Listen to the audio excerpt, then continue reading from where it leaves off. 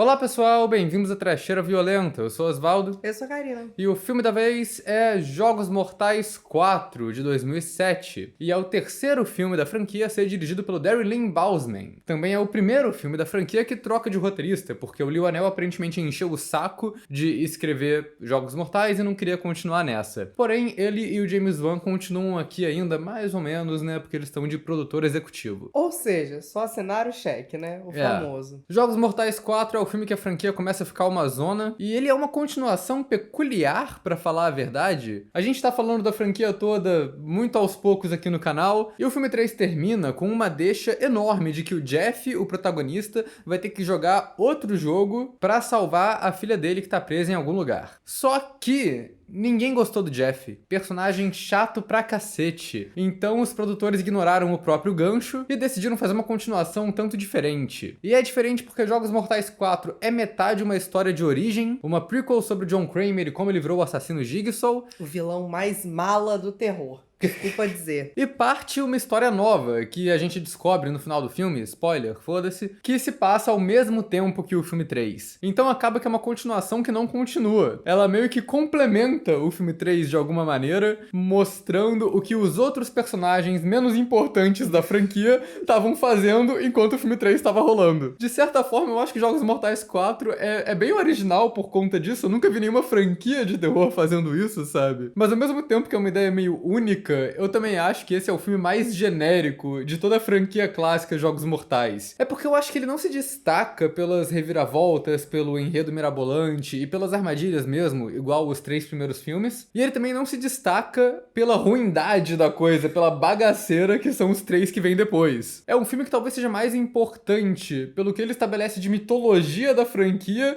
do que por qualquer coisa que aconteça nele. Já começo a dizer que eu não desgosto desse filme, mas Jogos Mortais é uma franquia que tem a peculiaridade que, tirando o filme patético do Chris Rock, eu gosto de todos. Aham. Até os muito ruins, bagaceira, eu me divirto assistindo, assim, eu acho ótimo. Acho também que esse filme tem efeitos excelentes, mas dito isso, é uma zona. É uma bagunça, é um monte de personagem que vai saindo do bueiro. A sensação que eu tenho é, de verdade, eu acho que eu já vi esse filme tranquilamente mais de 10 vezes. Não tô zoando. Eu acredito, eu também. E toda vez que eu assisto, tem cena que eu nunca vi. Na minha cabeça, esse homem que dirigiu esse filme, Aham. ele viu a oportunidade na mão dele de falar: eu vou ser o próximo David Fincher e esse é o meu Seven. Mas vamos falar mais dessa bagaceira, né? Não, é você que faz isso. Você quer fazer? Pode fazer. Não, ué. faz você. Vai lá, você já tá que você vai fazer mais rápido do que eu. Mas antes da gente falar mais dessa bagaceira, vou pedir pra vocês se inscreverem no canal se vocês não forem inscritos ainda. Comentem aí embaixo se vocês já assistiram Jogos Mortais 4, o que vocês acham desse filme. Deixem outras recomendações de filmes pra gente falar aqui no canal também. E acompanhe a gente nas redes sociais, os links estão aí embaixo na descrição do vídeo. Se você gosta do nosso trabalho aqui na Trecheira, seja membro. Quando você é membro, você ganha acesso a conteúdo exclusivo, escolhe uns filmes que a gente fala aqui no canal através de votações e também apoia a gente, que é sempre bem importante, né? Os spoilers estão liberados, então estejam avisados e vamos pra trama. Como de costume pra franquia, tem duas tramas acontecendo ao mesmo tempo em Jogos Mortais 4. A primeira é sobre o Tenente Rigg, o policial da SWAT que apareceu nos últimos 2 filmes. Ele é colocado em uma sequência de testes do Jigsaw que tentam ensinar uma lição de moral pra ele sobre não ter como salvar todo mundo. E a segunda trama é do personagem novo, o agente do FBI Peter Strong. Ele chega na cidade pra tentar capturar um possível cúmplice do Jigsaw e pra isso ele investiga a história do John Kramer. Eu gosto bastante da primeira cena, que é a autópsia do John Kramer, que não só eu acho ela esteticamente bonita, né? É linda. Que é uma cena meio pálida, né? Toda meio sem cor. A única cor que ressalta nela é o sangue quando eles abrem a carcaça do Jigsaw. Fora que os efeitos nessa cena são sensacionais, que a autópsia é linda. Sim. E só que eu acho ela meio que de um cinismo, sabe? Então eu imagino que a galera devia estar descrente que eles iam só matar o John Kramer mesmo, já que a franquia vai querer continuar. E esse filme começa com os caras dissecando o cadáver dele, falando: ó, o John Kramer morreu mesmo, gente, tá mortinho. Não tem como. Mas aí estenderam a franquia até o 10º filme, com direito ao John Kramer de hipster. E a primeira coisa que acontece é que o cara que tá fazendo a autópsia encontra essa fita no estômago do Jigsaw, que eu não lembro se foi preparada no filme anterior, mas eu acho que foi. Que Jogos Mortais tem dessa, né? Parece que todo filme eles jogam um verde imenso num roteiro cheio de ponta que eles só falam, no próximo a gente resolve. Mas enfim, tem esse lance da fita, e a fita é pro detetive Hoffman. E já lançando a grande reviravolta final, esse personagem aleatório que tava em uma cena do filme 3 é o grande assassino, o novo Jigsaw. O filme todo se passa ao longo do filme 3, né? Então essa cena da autópsia, apesar de ser a primeira coisa que a gente vê, cronologicamente ela é a última coisa que acontece. Mas como a gente só descobre isso no final do filme, a primeira vez que a gente vê, sem saber, a mensagem do Jigsaw falando, detetive Hoffman, você acha que você não foi testado, mas seu teste vai vir, o que é teu tá guardado. Parece que é ele mandando essa mensagem pro único detetive, pro policial que sobrou ali do trio que tava investigando ele. Mas na real, ele tá mandando essa mensagem pro aprendiz dele que achou que se safou de colocar a galera em jogo porque todo o resto dos personagens principais da franquia morreu. Cara, mas eu gosto de como o Hoffman é retratado, assim, ao longo do filme. Eu não acho que ele fica muito Crazy Joe, mas porque eu acho que ele é meio sem expressão normalmente mesmo. Cara, no Costas Mandylor é o homem mais bonito do mundo de 1995. Ele não é o melhor ator do mundo de 1995. A cena da revelação dele, quando ele tira o cinto do pé e levanta, eu achei ele um tesão nessa cena. Eu falei, nossa, Hoffman, que isso? Mas o mais engraçado dessa parada da fita é que a gente acha no começo que ela tá estabelecendo o jogo dele pra esse filme, né? Quando na real, essa cena da autópsia inteira com a fita que o Hoffman recebe é pra estabelecer o próximo filme. Mas antes da gente entrar mais na zona de roteiro que é, e no Hoffman e afins, vamos falar de coisa boa, que é o visual desse filme. A gente sempre fala isso em todo vídeo, mas eu acho que o que deixa Jogos Mortais clássico tão consistente, eles mantêm a equipe com a mesma galera. É sempre o mesmo diretor de fotografia, sempre o Kevin Greuetert montando, sempre o mesmo cara do design de produção, sempre o mesmo cara da trilha sonora. É uma grande família Jogos Mortais, né? Então eles acabam tendo uma unidade visual muito forte por conta disso, que é aquela carinha de videoclipe super saturado, anos 2000, que a gente adora. Cara, isso é muito esperto. Em várias cenas de efeito mais grotesco, eles usam essa montagem frenética de vários ângulos como uma ferramenta pra fazer esse efeito ficar mais realista. Eu reparei isso muito na cena da mulher tirando os espetos. E eu acho isso muito bom. É o lance da franquia Jogos Mortais. A gente começa reclamando da direção e da montagem frenética, mas no final a gente acostuma com a direção e a montagem frenética. Nesse filme eu acho que talvez tenha sido frenética demais em pontos que não precisava, mas aí o que rola é que eles colocam essa montagem caótica nas cenas de interrogatório do agente Stram. É meio engraçado ele tacando terror na Jill, ele chega e soca um bagulho na mesa, e aí tem tipo 5 ângulos diferentes muito rápido dele batendo o negócio na mesa. Pá, pá, pá, pá, pá, pá. Gente, ele batendo na parede do lado da cara dela, a gente chama a polícia pra polícia, que isso? É meio que eles pegando a montagem da armadilha e colocando em uma cena de diálogo que era pra ser mais ou menos normal pra tentar deixar ela mais emocionante. Mas nas cenas de armadilha funciona, porque é aquilo, né? Depois que a gente viu aquela lista estúpida de Jogos Mortais com desconto, que tem um monte de cena de armadilha que não tem a montagem do Kevin Greuetert, que é só gente andando em caco de vidro e um plano aberto único e nada acontece, a gente vê que a montagem do Kevin Greuetert é muito necessária pra fazer a tensão dessas cenas funcionarem. Mas vamos falar da melhor coisa do filme? Ah, claro. Vamos falar? Cara, as transições desse filme são coisa de maluco. Parece que todos os Jogos Mortais eles estão se superando nas transições cafona, cara. Tem uma, a câmera meio que acompanha o John Kramer e é como se ele estivesse vendo o interrogatório da polícia e o Tobin Bell tá lá parado na cena.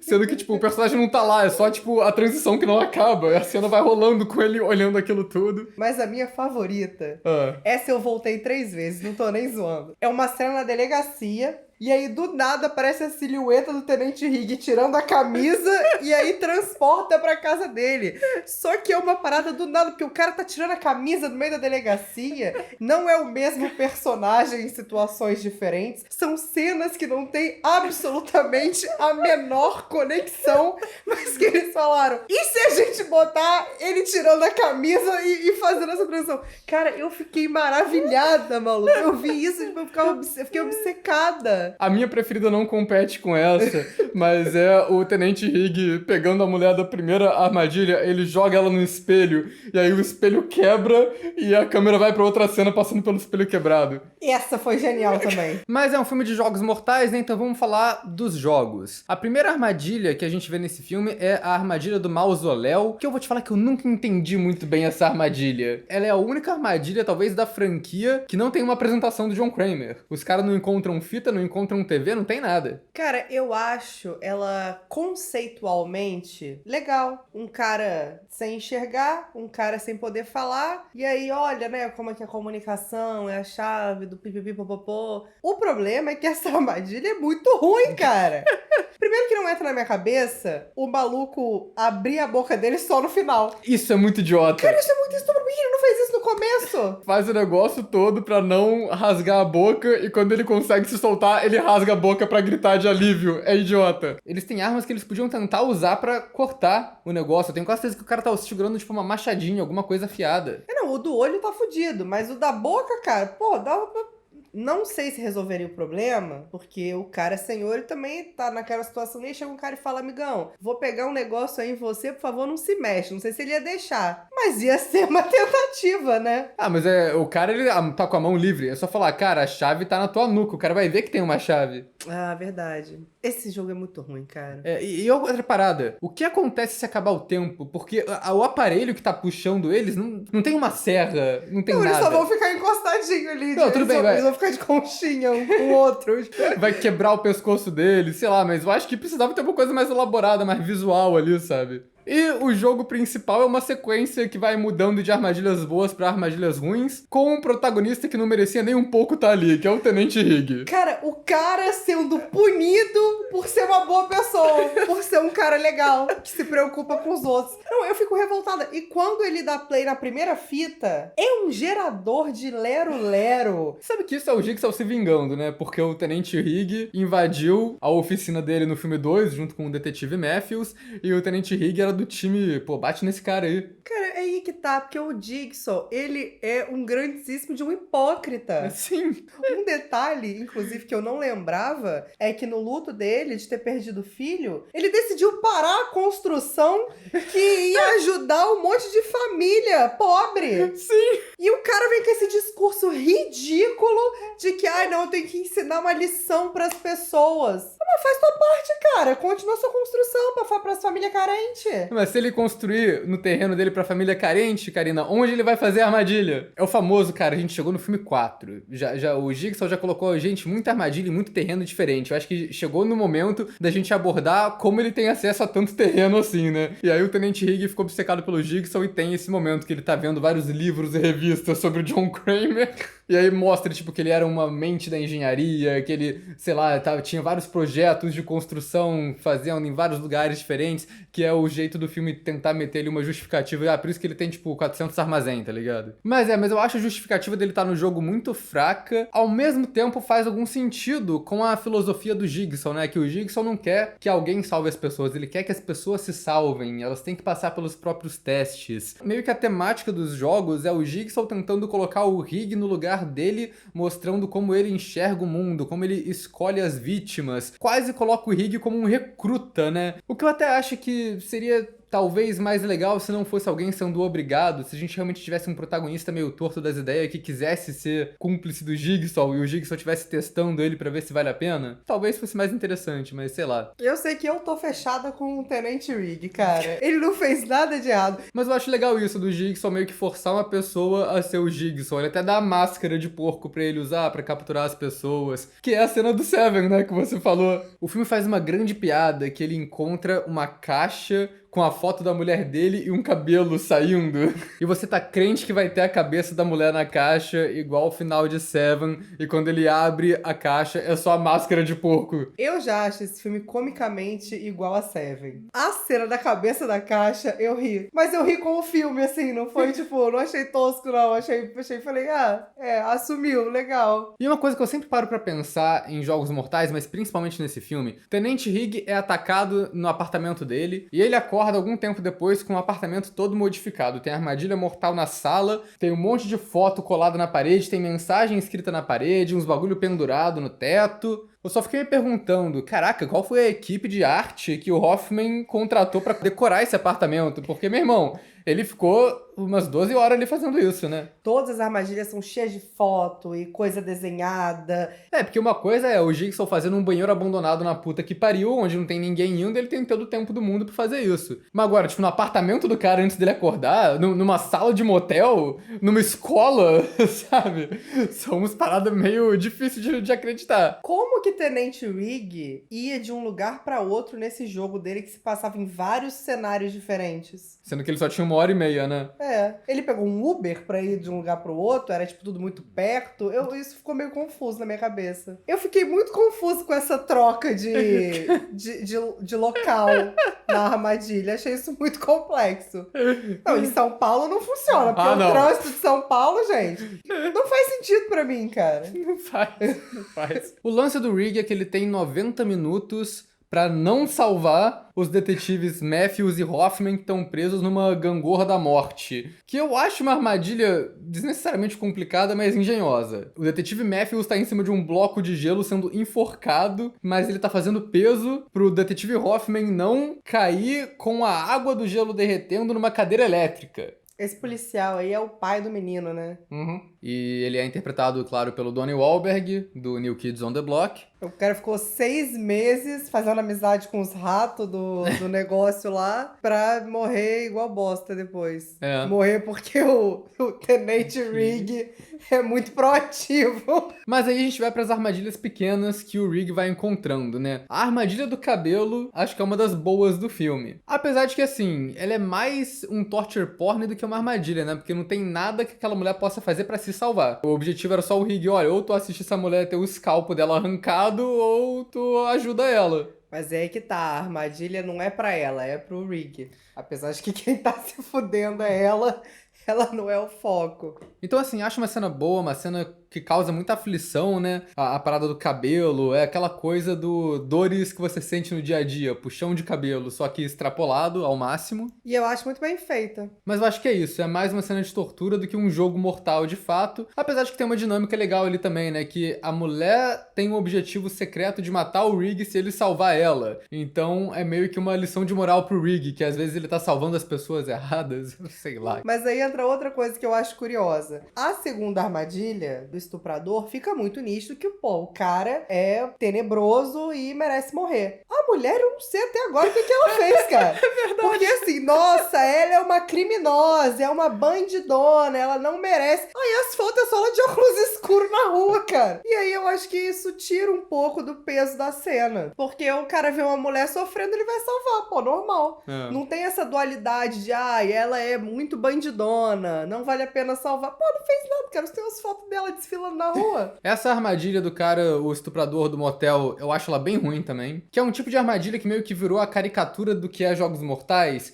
Você tem que escolher entre duas coisas ruins pra acontecer com você. Então, ou você vai furar seus olhos, ou essa apetrecha aqui vai arrancar todos os membros do seu corpo e você vai morrer. Mas eu acho que essa cena é uma cena mal dirigida, porque é uma armadilha com efeitos que a gente não consegue ver nada. E eu acho que não tem muito de um jogo nessa parte. É só um tipo, se fode aí ou se fode aí, sabe? Mas eu acho que essa parte do jogo do Rig perde um pouco o interesse também por ela não estar confinada, igual você falou. A gente nunca vê ele transitando de um lugar pro outro. Então a trama do Jeff, que é basicamente a mesma coisa do Rig, né? Que eles estão indo de lugar em lugar, vendo as mensagens que o Jigsaw deixou, os enigmas e itens que eles vão usar depois, que o Rig ganha as chaves que ele vai usando ao longo do filme. Só que pelo Jeff estar confinado num lugar só, que ele não sabe onde é, que ele não tem mais pra onde ir, tem um clima maior de jogo mortal ali do que o Rig, que podia só ir pra qualquer outro lugar. Mano, o Rig podia parar pra comer um pastel e um refresco, cara, no meio do caminho. Isso não entra na minha cabeça, cara. Isso seria muito bom, na verdade, dá pra fazer um filme paródia, né? O John Kramer tá lá esperando, porra, cadê o Rig, cara? Era pra ele ter chegado aqui na escola já. E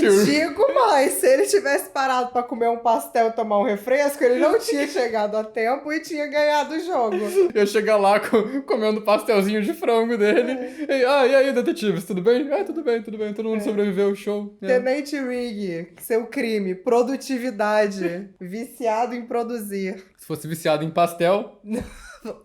A última armadilha dessa saga do Rig, antes de ir pro ato final, é a melhor, eu acho, que é a da escola. Essa é uma das minhas armadilhas favoritas. de Jogos Mortais, assim, como um todo, porque eu acho a construção dela muito boa. A mulher que tem o marido abusivo e tem o espeto enfiado nos dois, um de costas pro outro. Só que nela os espetos estão em lugares que ela vai ficar ferida, mas vai sobreviver, e nele estão em órgãos vitais. A minha questão com essa armadilha é que o Rick foi lá só pra falar, ai galera, show! E seguir andando. Porque o que ele poderia fazer ali? Nada. É porque o lance dessa armadilha é pro Rig deixar a mulher se salvar e não tentar salvar ela ele mesmo. Só que eu acho que o John Kramer, ele subestimou o quanto essa mulher odiava o marido, porque quando o Rig chegou lá... Só tinha um esperto já falando a ela, ai, me ajude. O cara, pô, minha senhora, só falta um também. Aí também não... Eu tenho cara de otário, pô. A única coisa que eu acho que deixa essa armadilha ruim é a atuação da mulher tirando os espetos. Ela faz umas caretas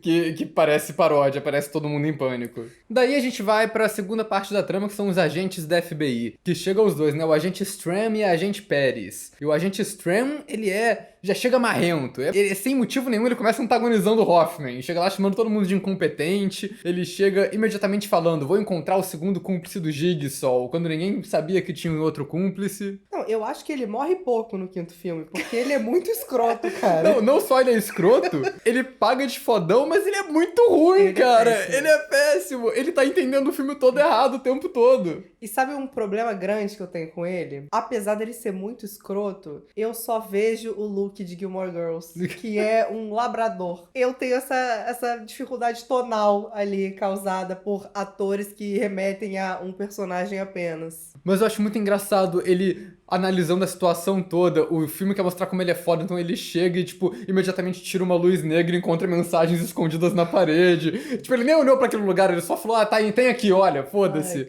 Mas eu acho engraçado isso, que ele entende a situação errada. Ele entende que o Rig é o cúmplice do Jigsaw, que ele está sendo recrutado. Mas não, tipo, ele nunca passa na cabeça dele que o Rig tá num jogo, que ele tá fazendo coisa contra a vontade dele. Mas aí o Rig também, um telefonema pra polícia não passou também, né? Enquanto ele tava no sinal vermelho indo pra outra fase da armadilha, não passou pela cabeça falar, galera, tô meio que num negócio esquisito aqui. Acho que eu tô no jogo. Mas a minha parte preferida da trama do Stram é que ele passa o filme inteiro interrogando a pessoa errada.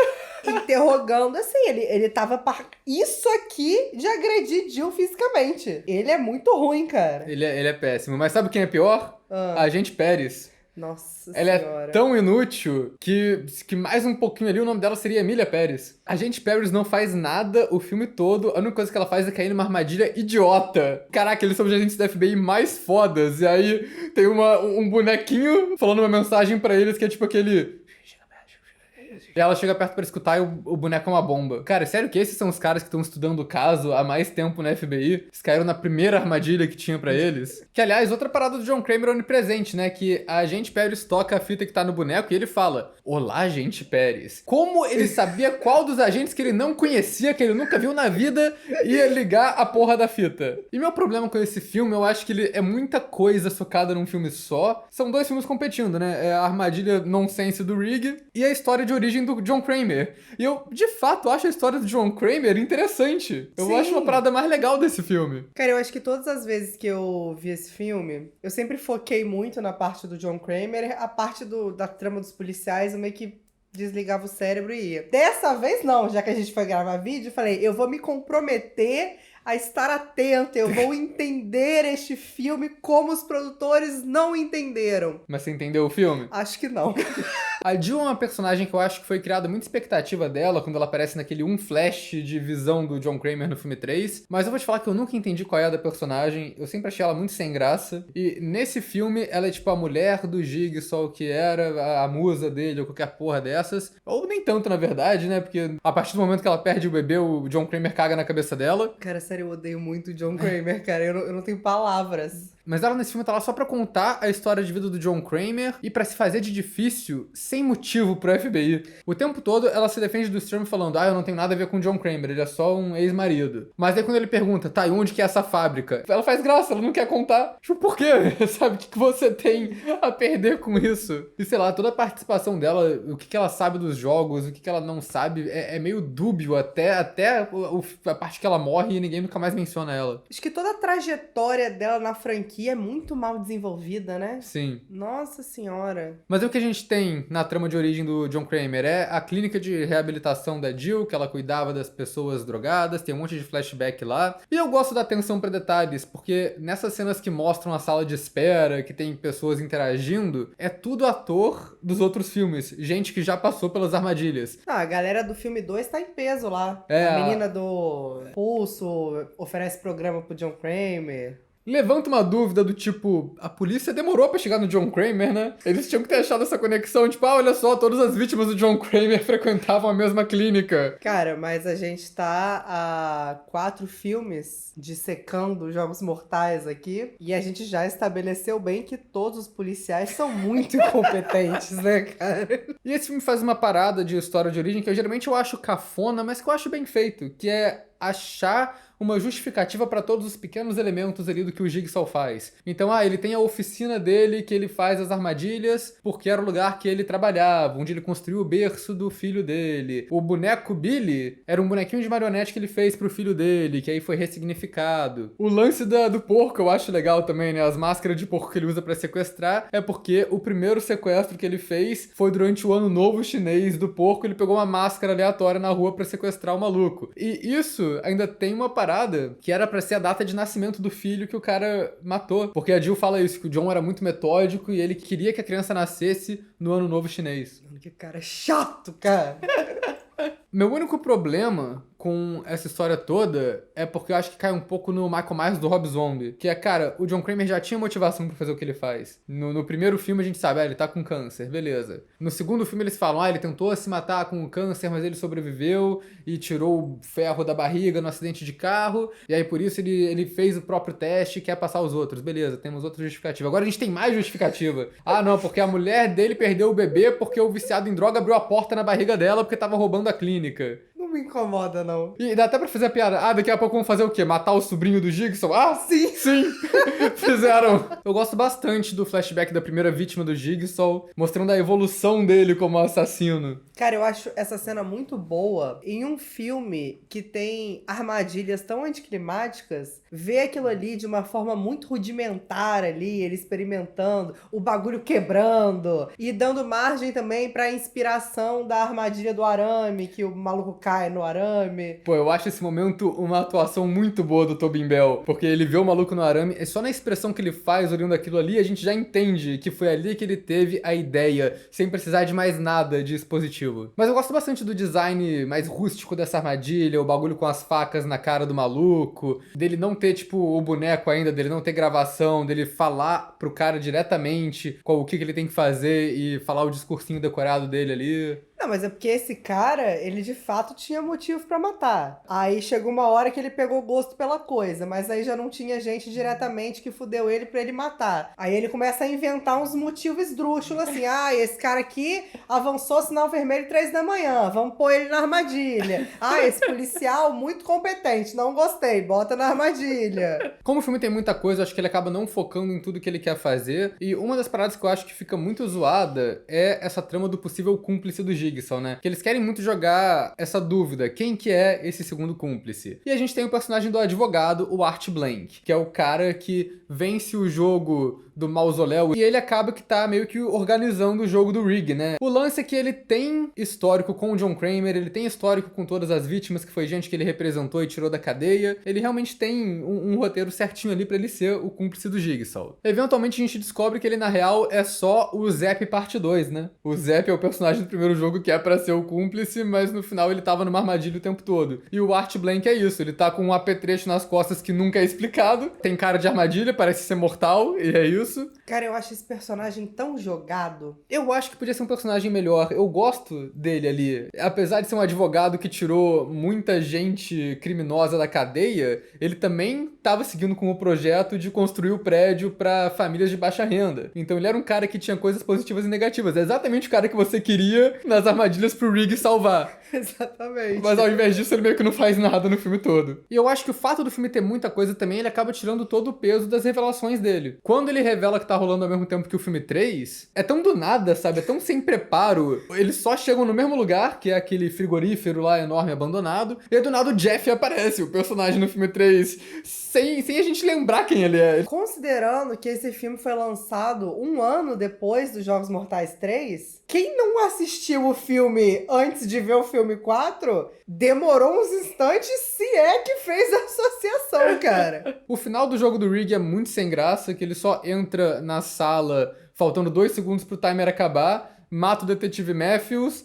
ele e o outro cara se matam num tiroteio, sei lá o que acontece. A primeira vez que eu vi esse filme, eu até fiquei me perguntando, mas o Rig morreu? E, tipo, que ele só tomou um tiro e foi esquecido lá, sabe? É game over, ele fechou a portinha e foi. Fez o Adam 2. E a revelação do Hoffman, eu acho que você vai discordar, né? Mas eu achei um pouco sem graça também. A gente vê a cena dos cubos de gelo caindo e explodindo a cabeça do detetive Matthews, que eu acho muito engraçada. Mas o Hoffman, ele cai na água e, tipo, é pra ele ser eletrocutado. Mas o Costas Mandylor meio que não faz nada. E aí... Ele é bonito, ele não precisa fazer nada.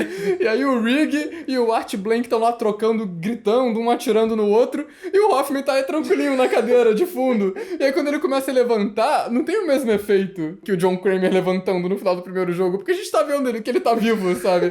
Ele tá, tipo, se desabarrando. Ele, tá, entendi, era tudo armado. Eu acho que ele entrega sensualidade nessa cena, mas eu não sei se era pra ele entregar sensualidade. Ele nem fingiu, né, que tava sendo eletrocutado, nem nada. E o agente Stram, o pior agente da FBI de todos, muito ruim. Ele chega no mesmo lugar, no frigorífero, por outros métodos, né? E ao invés de ele encontrar a parte do Rig, ele encontra o Jeff do final do filme 3. E aí ele mata o Jeff como se não fosse nada e fica preso na sala com o corpo do Jigsaw. Que é um final meio foda-se, porque o filme começa com a autópsia do Jigsaw, a gente sabe que alguém vai chegar nessa sala eventualmente. E acontece que o histórico do Stram é o mesmo do policial do Round 6 na terceira temporada.